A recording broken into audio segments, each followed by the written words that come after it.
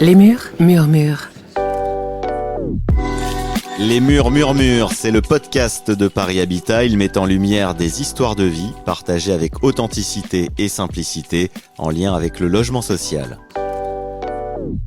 Un petit le saviez-vous pour commencer, un Parisien sur 9 est logé par Paris Habitat, un patrimoine fait de pierre mais aussi de bois. Un arbre parisien sur 15, en dehors des bois de Vincennes et de Boulogne, est en effet planté au sein même de ses résidences. Engagé pour la protection de la nature et une gestion durable et écologique, Paris Habitat est bien décidé à faire revenir la nature en ville, mais aussi embellir et améliorer le cadre de vie des habitants.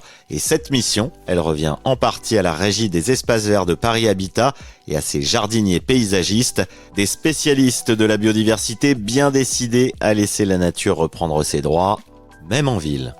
Auprès de mon arbre, je vivais heureux, j'aurais jamais dû m'éloigner de mon arbre. Et oui, difficile d'y couper. Rendez-vous ce matin à 2 pas du parc Georges Brassens, dans le 15e arrondissement de Paris, avec Dario, ce jeune papa d'origine italienne et jardinier paysagiste au sein du service Espace Vert de Paris Habitat. S'il aime accompagner la pousse des arbres, il n'en oublie pas sa plus jeune pousse, son petit dernier.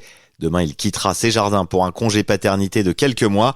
Mais avant de se mettre au vert, il m'a présenté son métier, sa vocation, sans langue de bois. La journée commence par les retrouvailles avec toute son équipe à la régie dans le vestiaire. Voilà, c'est là où on arrive, on se change, on se lave, on a des douches, je fais un peu ce qu'il faut. De l'autre côté, c'est là où on peut chauffer des plats, mange le midi, je passe des vies, et j'ai fini. Je vois que vous avez de quoi m'offrir un petit café. Bien sûr, moi je ne le prends jamais ici. C'est vrai ? Je suis italien.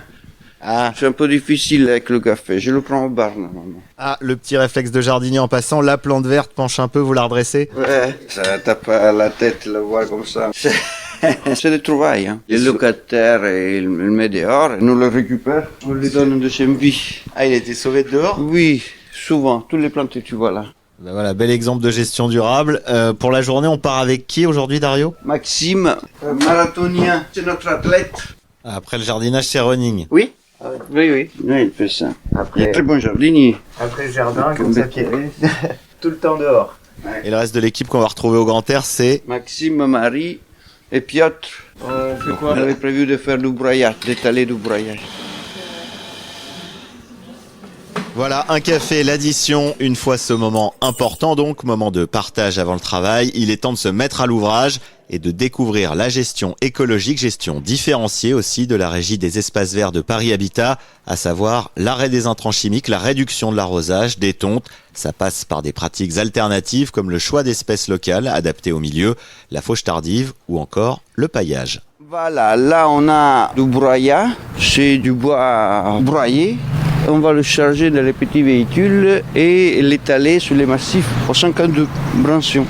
C'est pour protéger le sol, faire une couverture avec tous les avantages qu'il amène. Contre le lessivage quand il y a des pluies violentes, contre la sécheresse quand le soleil tape, ça aide le drainage. Pour les maladies même, il y a moins de flaques d'eau, donc moins de maladies cryptogamiques et autres champignons qui peuvent être néfastes pour les plantes.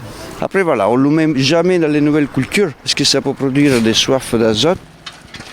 Ça après mélangé avec la tonte de gazon, ça tape. C'est comme un cuisinier après. On mélange azote et carbone, ça c'est très bien.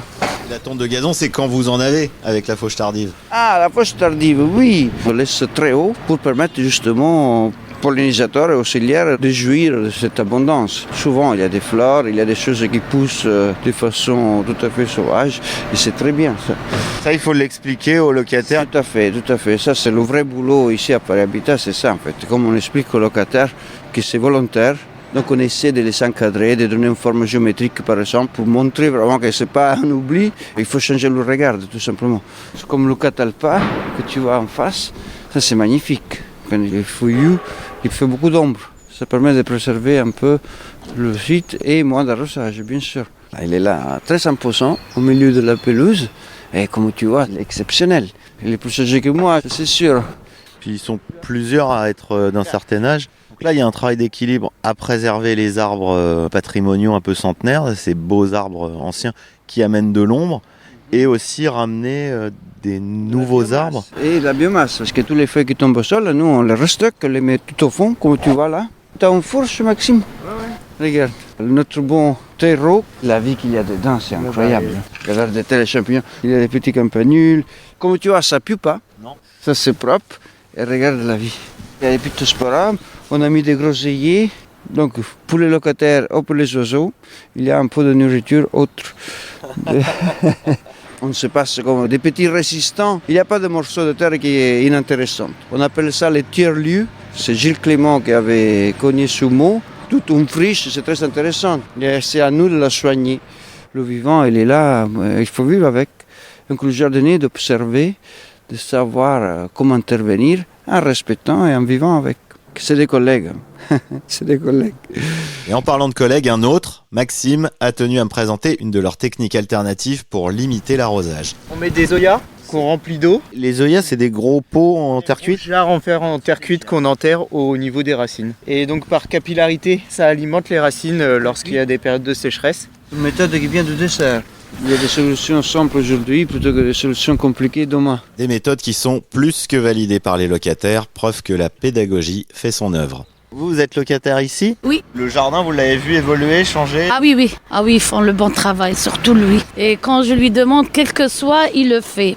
Non, je suis contente de la résidence, c'est propre. On voit les fleurs, on voit les tulipes qui sortent. Bientôt le printemps. Oui, c'est pas tout lisse, coupé à ras, mais en fait, il y a beaucoup de vie, quoi. Vous avez beaucoup d'arbres. Mais même là, vous en découvriez un. Oui, c'est ça. Nous, on a cru que c'était un sapin qui va monter. Mon fils il m'a dit, c'est de vous, je fais des guirlandes.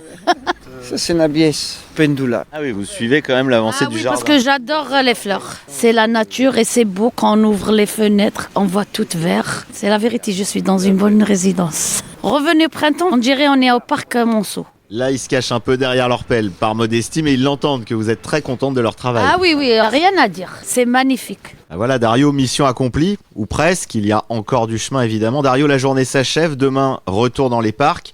Mais pour promener ton fils, plus pour jardiner. Après tout ce que tu m'as montré, avant de se quitter, j'aimerais savoir comment toi, tu imagines les espaces verts demain, dans 10 ans, 20 ans, en ville, à Paris. Ah, ça c'est une belle question. J'aimerais bien qu'il y ait plus de petites forêts urbaines. Je ne sais pas si j'ai un rêve. Déjà défendre ce qu'on a, je trouve que c'est un gros pari. En tant que papa, tu te dis que tu travailles à leur faire une ville où on respire mieux, plus arborée, où la nature retrouve sa place? Tout à fait. J'aimerais bien déjà qu'ils reconnaissent que chaque arbre a un nom. Oui, ça c'est un bon défi pour un papa jardinier. Oui, ça c'est sûr. Tu vas leur apprendre la gestion différenciée? Ah, ça c'est sûr, elles sont déjà dedans. Moi j'aime bien quand je ne les vois pas parce que l'herbe est trop haute. Je dis, bah t'es où? Ils me chercher, bah c'est bien. Ça c'est bien. Tu les verras pousser avec l'herbe. Voilà, à terme j'espère de pouvoir voir ça à l'intérieur de Paris. Quelque chose de vraiment champêtre. Tu te dis, waouh, là c'est vraiment la campagne. Même les bruits, je suis sûr que la nuit, avec de l'herbe haute, avec du petit vent, ça danse, on dirait la mer verte, voilà, une espèce de honte, ça peut être pas mal ça. Nous on est petits par rapport à tout ça, regarde. T'as des arbres, voilà, on est tout petits, tu vois, il faut être un peu humble. Ils sont là avant nous et j'espère qu'ils resteront après nous. Quand on plante un arbre, c'est ça qu'on rêve. Mais ils t'auront connu et ils auront connu tes successeurs. Enfin, je vais montrer ça à mon fils pour qu'il dise, ah celui-là c'est papa qui l'a planté. Et voilà, il devient un arbre. Ça sera un bon cadeau, ça c'est sûr. Bah, moi je pense que ça se finira comme ça. J'espère, je l'espère vivement. Je le pense parce que nous connaissons désormais la passion et les ambitions de Dario pour la nature, mais aussi parce que planter plus et mieux, maintenir un patrimoine arboré durable sont des axes de la charte de l'arbre pour laquelle Paris Habitat s'est engagé le 5 décembre 2023. Et avec son plan Nature en ville, pour 100 mètres carrés de terre créée, c'est un arbre qui est planté. Tu vois, elles arrivent, tes petites forêts urbaines, Dario. Vous y travaillez dès aujourd'hui et pour demain. Auprès de mon arbre, je vivais heureux, j'aurais jamais dû le quitter des yeux. Les murs murmurent.